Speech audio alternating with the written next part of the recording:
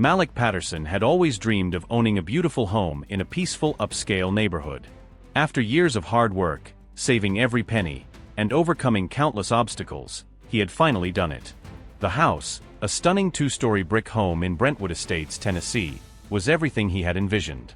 It had a neatly trimmed front lawn, a wraparound porch perfect for enjoying a quiet evening, and a spacious backyard where he could host barbecues and relax under the stars. This was his reward, a symbol of everything he had worked for. But from the moment he arrived, something felt off.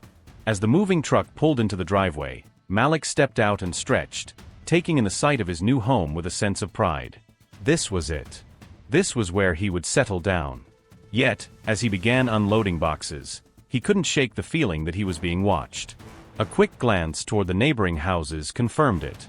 Behind half-closed curtains, through slightly parted blinds, there were eyes. Watching. Observing. Studying. He spotted a woman walking her dog on the sidewalk, her steps slowing as she passed by his house. She didn't smile. Didn't wave. Just stared a moment too long before turning away. A man across the street stood on his porch, pretending to check his phone, but his gaze kept flicking up toward Malik. Others peeked through their windows, their faces disappearing the moment he looked in their direction. It was an eerie kind of silence. No friendly introductions, no curious neighbors coming over to say welcome, no casual chit-chat about the best places to eat in town. Nothing. Maybe they just kept to themselves, Malik told himself as he carried another box inside. Maybe they were reserved, private people who didn't do the whole welcome wagon thing. He wasn't about to make assumptions. Still, the weight of their stares followed him through the day, pressing against his back with every step he took. Even as the sun dipped below the horizon and he finally sat on his new porch with a cold beer in hand, he could feel it, that unspoken presence lingering in the air. His new neighbors weren't just indifferent. They were waiting. Watching. And Malik had no idea why. The next morning, just as Malik was pouring his first cup of coffee in his brand new kitchen, a sharp knock at the door interrupted the quiet. It wasn't the kind of casual, neighborly knock. It was firm. Purposeful. The kind that carried authority. Malik set his mug down, straightened his t-shirt, and walked to the door. The moment he opened it, he was met with the sight of a woman who looked like she had stepped right out of a country club luncheon. She stood tall, stiff posture, her hands folded neatly over a clipboard. Mid-60s, perfectly styled blonde hair, pearl earrings, and a beige cardigan clipped with a small pin that read HOA President. Her expression was neutral, but there was something in her eyes, something cold, assessing. "Good morning," she said, her tone clipped and efficient. "I'm Barbara Whitman, president of the Brentwood Estates Homeowners Association." Malik extended a hand, offering a polite smile. "Nice to meet you, I know who you are," she cut in quickly, barely sparing him a glance before her gaze drifted past him, scanning the inside of the house. Her eyes flicked over the boxes stacked near the entrance, the furniture still covered in moving blankets, the half-unpacked kitchen visible from the doorway. She took it all in with a sharp, sweeping glance before returning her attention to him, her lips pressing together in what almost looked like disapproval. "I wanted to go over a few things," she said, pulling a thick stack of stapled documents from her clipboard and handing them to him. Malik glanced down. HOA guidelines. As he skimmed through the first few pages, he recognized the usual restrictions, lawn maintenance rules, exterior paint color regulations, approved mailbox designs. The kind of fine print details that made HOA communities both orderly and, if mismanaged, suffocating. Then Barbara cleared her throat. "We like to maintain a certain standard here," she said, her eyes shifting toward the moving truck still parked in his driveway. "I assume you'll have that removed by this evening?" Malik raised an eyebrow. He had barely finished unpacking, but he kept his voice level. "It'll be gone once I'm done moving in," he replied evenly. Barbara nodded, but not in approval. More like she was making a mental note. "Good," she said. "And just so you're aware, the HOA requires that trash bins be placed at the curb no earlier than 6 a.m. on collection day. I noticed yours were out last night." Malik blinked. "I didn't put them out," he said.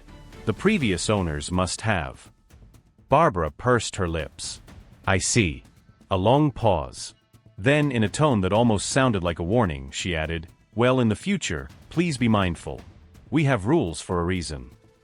And just like that, she turned on her heel and walked away. Malik stood there for a moment, the stack of papers still in his hand, watching as Barbara made her way down the driveway with the same rigid posture she had arrived with. He exhaled slowly and shut the door. Maybe she was just particular. Some HOA presidents were. Maybe she treated every new resident this way, making sure they understood the rules. But something about her tone, about the way she had looked at him, not to him but through him, told him this wasn't just about the HOA. And he had a feeling this wasn't the last time he'd be seeing Barbara Whitman. The first notice arrived the very next morning. Malik stepped outside to grab his mail and found a neatly folded letter tucked inside his mailbox, sealed with the official Brentwood Estates HOA stamp. He frowned, opening it right there on his porch. Violation notice, unauthorized vehicle in driveway. His car. Malik let out a short laugh. He had parked in his own driveway, the same way every other homeowner on the street did, yet somehow, he was in violation. He shook his head, folded the paper, and set it aside. Maybe it was just an overzealous enforcement of the rules. Maybe. 2 days later, another letter. Violation notice, lawn maintenance required. He read it twice. His lawn was fine. The grass had grown, sure, but barely. He had seen plenty of yards in the neighborhood with grass longer than his. Yet, here was a formal warning, instructing him to trim it immediately to comply with HOA regulations. By the end of the week, a third notice arrived. Porch light intensity violation. Malik stared at the paper in disbelief. His porch light, the same one that had been installed before he even moved in, was apparently too bright and needed to be replaced. He stepped outside that evening and looked around. Up and down the street, dozens of houses had similar porch lights, some even brighter than his. Not a single one had a warning posted on their door. It was clear what was happening. This wasn't about rules. This was about him. Barbara wasn't just enforcing HOA policies. She was weaponizing them. At first, Malik tried to brush it off. He told himself that if he just followed the rules, if he did everything by the book, the harassment would stop. But the warnings kept coming, each one more absurd than the last. He was fined for leaving his trash bins out. On the same day, his neighbor's bins remained untouched. He was cited for an unauthorized patio arrangement because of the 2 wicker chairs on his porch, while just across the street, someone had an entire set of mismatched plastic chairs sitting in plain sight. It was never enough. No matter how closely he followed the rules, Barbara always found something. And she wasn't acting alone. One evening, Malik decided to take a walk through the neighborhood, hoping to clear his mind. He passed a group of neighbors gathered in a driveway, chatting casually, until they saw him. The conversation stopped. A woman offered a tight, forced smile. The others simply looked away, shifting uncomfortably, pretending to be suddenly interested in their phones, their feet, the sky, anything but him. And standing at the center of them all was Barbara. She didn't look away. She didn't pretend not to notice him. Instead, she held his gaze, arms crossed over her chest, and then just barely she smirked. That was the moment Malik knew. This wasn't about HOA violations. This wasn't about maintaining community standards. This was about him. They didn't want him there. And Barbara was making sure he knew it. Malik had played along long enough. For weeks, he had watched as Barbara bombarded him with violation notices, each one more ridiculous than the last. He had tried to follow the rules, to stay out of trouble, but it was obvious now, no amount of compliance would ever be enough. So, if Barbara wanted to play games, he was going to play too. Late one evening, after yet another warning letter appeared in his mailbox, Malik decided it was time to fight back. Instead of tossing it into the growing pile on his kitchen counter, he grabbed his phone and stepped outside. He took a slow, deliberate walk around the neighborhood, paying attention to every single house. He counted the ones with overgrown lawns, cracked driveways, peeling paint. He noted trash bins that had been left out long past collection day, cars parked on the street for days without moving, front porches cluttered with furniture and decorations far more elaborate than his 2 wicker chairs. And yet, not a single violation notice had been taped to their doors. Not a single one. Malik snapped photos, carefully documenting every infraction. He made sure to include timestamps, addresses, everything he would need. Then he compiled it all into a detailed email and sent it straight to the HOA board, addressing the message not just to Barbara, but to every member involved in enforcing the rules. His email was polite, professional. I would appreciate some clarification regarding the enforcement of HOA regulations. As I understand, the community guidelines apply to all homeowners equally. However, I've observed several violations that do not appear to have been addressed. I have attached photographic evidence for your review. I would appreciate insight into why certain properties have been overlooked while my home continues to receive citations. Looking forward to your response. Then he waited. 2 days passed. No response. On the third day, there was another knock at his door. Barbara. This time, she didn't have a stack of violation notices. She wasn't holding a clipboard filled with HOA policies. Instead, she had a single document in her hand. The moment Malik opened the door, she held it out to him, her expression tight, her lips pressed into that thin, forced smile she always wore when she was trying to act civil. "I need you to fill this out," she said, her voice syrupy but firm. Malik took the paper and glanced at the heading. Request for proof of homeownership. His jaw tightened. "Excuse me." "We've received complaints," Barbara continued, clasping her hands together like she was delivering unfortunate news. "Several neighbors have expressed concerns about unusual activity at this property. Cars coming and going at odd hours. Furniture deliveries. Some are worried you may be renting this home in violation of HOA regulations." Malik let out a short, humorless laugh. "You're kidding." Barbara's expression didn't change. "You'll need to provide proof that you are the legal owner of this property," she said smoothly. "A deed, a purchase agreement, just something to verify that everything is in order." Malik stared at her, stunned for a brief moment at just how bold she was. Then he took a deep breath, reining in his anger. She wanted him to snap. She wanted him to raise his voice, to get defensive, to give her an excuse to turn him into the problem. Instead, he smiled. "You can pull the records yourself," he said evenly. "It's public information." Barbara's fingers tightened around her clipboard. "I'd prefer if you submitted it directly," she replied, her voice still calm, but her eyes flashing with something else. Malik tilted his head. "And if I don't?" Barbara's lips curled ever so slightly, her version of a smirk. "Then I'll have no choice but to escalate the matter with the HOA board." Malik exhaled slowly, his fingers tightening around the paper in his hand. She wasn't backing down. But neither was he. "I'll think about it," he said simply, then stepped back and shut the door in her face. Barbara stood there for a few seconds before finally turning and walking away. That evening, as Malik sat on his porch, he spotted her again. This time, she wasn't alone. A man in khakis and a polo shirt stood beside her at the end of his driveway, scribbling something down in a notepad as she gestured toward Malik's house, whispering in hushed tones. She wasn't just trying to intimidate him anymore. She was looking for a way to get rid of him. But what she didn't know was that Malik was already 10 steps ahead. 3 days after Barbara's last visit, Malik found a thick envelope sitting in his mailbox. There was no HOA logo this time. This was from a law firm. He already knew, before even opening it, that whatever was inside wasn't good. Inside, he found an official complaint filed with the Davidson County Housing Authority. The accusation? Malik was a fraudulent occupant. Barbara had taken things to the next level. She was no longer content with throwing HOA violations at him. No, now she was trying to have him legally removed from his own home. The document was filled with vague, baseless claims. Allegations that he had failed to provide proof of ownership, suspicions that he was illegally renting the property, a statement that multiple neighbors had expressed concerns about his presence. There were no actual names, no real evidence.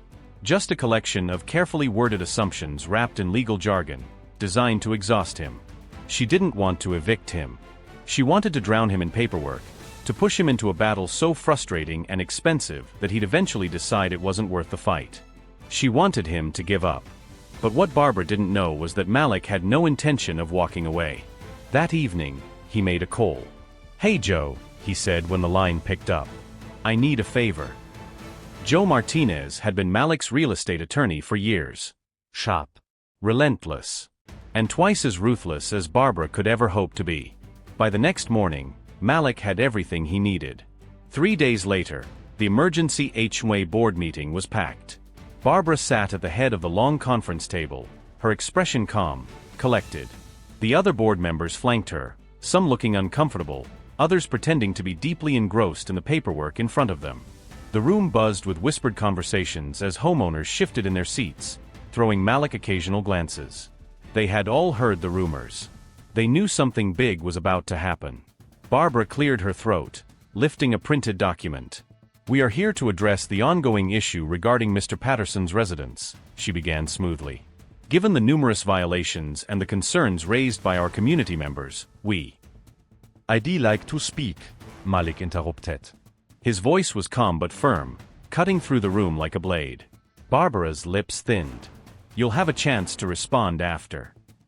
"No," Malik said, setting down a thick stack of papers in front of him. "I'm speaking now." A murmur spread through the room. Barbara stiffened, clearly not used to being challenged so directly. Malik stood, unfolding the first document. "This," he said, holding up the deed to his house, "is legal proof that I own my home. Filed, recorded, and indisputable." Some of the board members exchanged glances. A few heads turned in the audience. Malik set the deed down and pulled out another paper. "This," he continued, "is the purchase agreement for another property, 214 Oakwood Drive." Barbara's expression didn't change, but there was a flicker of something in her eyes. Then Malik pulled out the final document. "And this," he said, letting the words hang in the air for a moment, "is the deed for 216 Oakwood Drive. Zilengse. Barbara's house." The room went still. The same woman who had spent weeks trying to have him removed had just found out, in front of everyone, that her own home belonged to him. And she hadn't even known. Barbara's mouth opened slightly, but no sound came out. "How?" she finally asked, her voice quieter now, almost uncertain. Malik folded his arms. "You might want to check the HOA records, Barbara. That foreclosure you ignored? The property sale that went through last month." He let a slow smirk curl at the edge of his lips. "I was the buyer." A ripple of gasps moved through the crowd. Barbara's hands clenched around the papers in front of her. Malik tilted his head. "So tell me, Barbara," he said, his voice steady, cool, deliberate. "Who's the real trespasser now?" And just like that, the entire room shifted. The silence that followed Malik's words was deafening. Barbara's fingers twitched against the table, her face drained of color.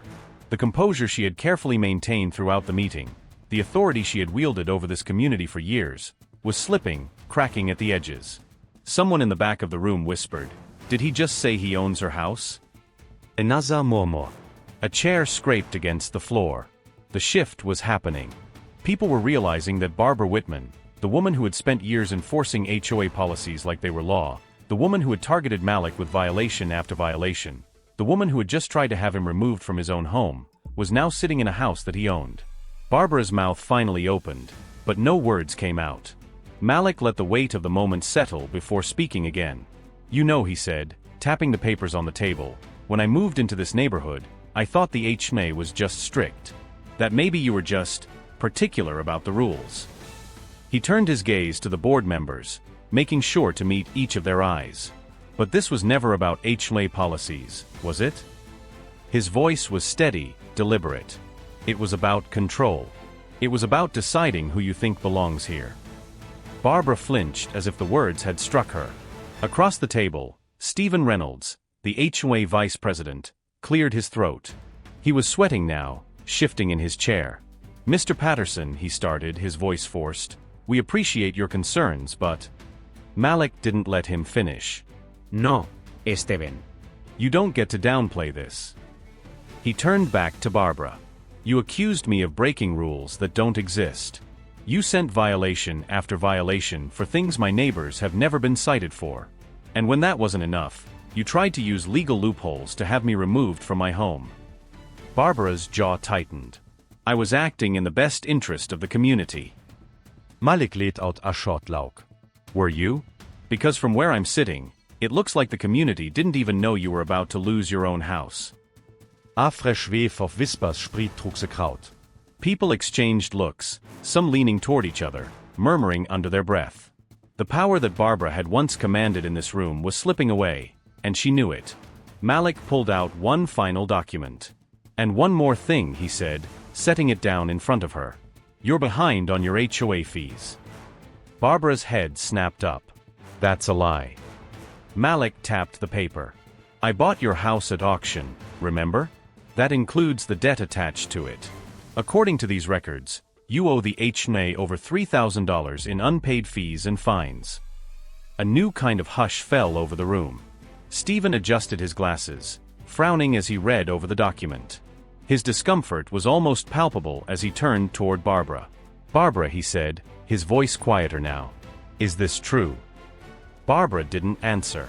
Lisa Hendricks, one of the longtime residents, let out a breath and shook her head. You mean to tell me she's been out here harassing people over grass and porch lights when she hasn't even been paying her own dues? More voices rose in agreement. People were no longer whispering. Now they were talking, openly, freely, no longer afraid to challenge the woman who had ruled over them for years. Barbara opened her mouth, struggling to regain control, but it was too late. The narrative had shifted, and everyone could see her for what she was. Malik leaned back in his chair. I suggest you start paying up, he said coolly. Wouldn't want to violate any of your own rules, would you? Someone chuckled. Then another. Barbara's face burned red. Stephen sighed heavily, rubbing his temples before finally speaking. The board has the authority to remove an HOA officer if they are found to be abusing their position. He looked at the other members. I think it's time we put that to a vote. One by one, hands started going up around the room. Barbara's breath hitched. Her eyes darted around, as if looking for someone, anyone, to defend her. But there was no one. The same people who had stood by her side, who had once nodded in agreement with her every decision, were now turning against her. Stephen cleared his throat, glancing down at his notes before making it official.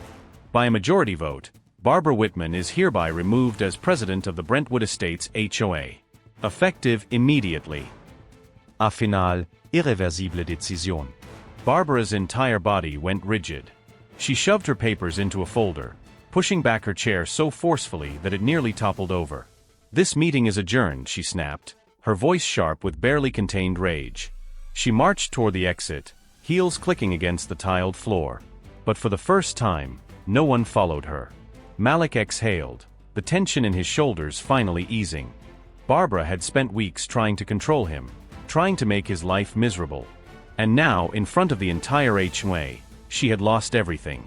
But something told him she wasn't done just yet. A week after the HOA meeting, just as the dust was beginning to settle, Malik heard another knock at his door. This one wasn't sharp and authoritative like before. It was slower, hesitant. When he opened it, Barbara Whitman stood on his porch. She wasn't alone. Beside her, her husband Richard, an older man with a stiff posture and a deep frown, stood with his hands tucked into the pockets of his slacks. There was no clipboard in Barbara's hands this time, no violation notice tucked under her arm. Just a quiet, strained silence between them. Malik crossed his arms. Something I can help you with? Barbara's lips pressed into a tight line before she finally spoke.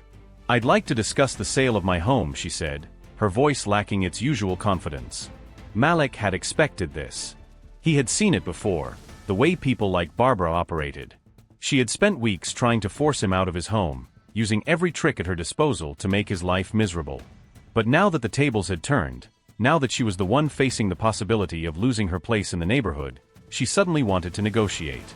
I'm not selling, Malik said simply. Barbara's jaw clenched. I've lived in that house for 32 years. Malik tilted his head. And yet, you never paid off the debt attached to it. Richard finally spoke. We're prepared to offer you a fair price, he said, his voice low and measured. Malik leaned against the doorframe. Define fair. Barbara huffed, already losing patience. The same amount you paid at auction. Malik let out a short laugh. That's not how real estate works, Barbara. Richard sighed, rubbing a hand over his face. Look, he said, his tone almost diplomatic, we're trying to handle this like adults. We just want our home back. Malik studied them for a moment. He had no doubt that if the roles were reversed, Barbara would have done everything in her power to squeeze every last penny out of him. And now she stood in front of him, expecting a favor from the very person she had spent weeks trying to force out. He pushed off the doorframe and glanced toward the house. Given the location, the current market, and the unpaid fees attached to the property, The price is $450,000. Barbara's head snapped up. That's outrageous. Malik shrugged. That's the price. Barbara's hands balled into fists. You're just trying to make a profit off of me. Malik's Expression hardened. No, Barbara. I'm treating you exactly how you treated me. Silence stretched between them. Barbara had spent weeks using the HOA as a weapon, making it clear that she believed she had the power to control who stayed and who left in this neighborhood. And now, standing on his porch, she was finally realizing that she had never actually been in control at all. Richard sighed again, shoulders slumping. We'll consider it. Malik nodded. Take your time. As they turned to leave, Barbara hesitated. She looked back at him, her expression unreadable. It wasn't quite remorse. More like reluctant acceptance. She had lost, and for the first time, she knew it. Barbara, Malik said, watching her carefully. She turned stiffly. Next time you judge someone before knowing them, he said, gesturing toward her house, remember where it got you. She didn't say a word. Just turned and walked away. A month later, a for sale sign went up in front of 216 Oakwood Drive. Barbara and Richard had refused to buy back the house at Malik's price, and no bank would give them a loan for the amount they needed. So, in the middle of the night, they packed up and left. The neighborhood changed after that. Without Barbara at the helm, the HOA actually started working the way it was supposed to, handling real issues instead of policing nonsense. The rules weren't used as weapons anymore, and the people who had once whispered behind closed doors now seemed a little more willing to meet each other's eyes. Some still avoided Malik, too ashamed to acknowledge their silence during everything that had happened. But others. One afternoon, Malik was sitting on his porch when he spotted Lisa Hendricks, the neighbor who had voted against Barbara at the HOA meeting, walking up his driveway with a plate of cookies in her hands. She hesitated for a moment, then cleared her throat. I know it's late, she said, shifting awkwardly. But, welcome to the neighborhood. Malik looked at the plate in her hands. He wasn't sure if the gesture was out of guilt or if it was genuine, but in the end, maybe it didn't matter. He smiled, taking the plate from her hands. Took you long enough. Lisa chuckled, a little sheepish. Yes, she admitted. It did. Malik took a bite of one of the cookies. Sweet. A little Stale. But better late than never. Some people spend their lives trying to control others, believing that their power comes from rules, from status, from making others feel small. But real power, that comes from knowing exactly who you are, and refusing to let anyone take that away from you. If this story made you think, don't just scroll away, take action. Like this video to help spread awareness. Share it with your friends and family, because conversations spark change. Comment below and tell us your thoughts. Have you ever witnessed an abuse of power? Let's talk about it. Follow our channel for more powerful real-life stories. And turn on notifications so you never miss an update. Change starts with awareness. Awareness starts with you. Be part of the movement.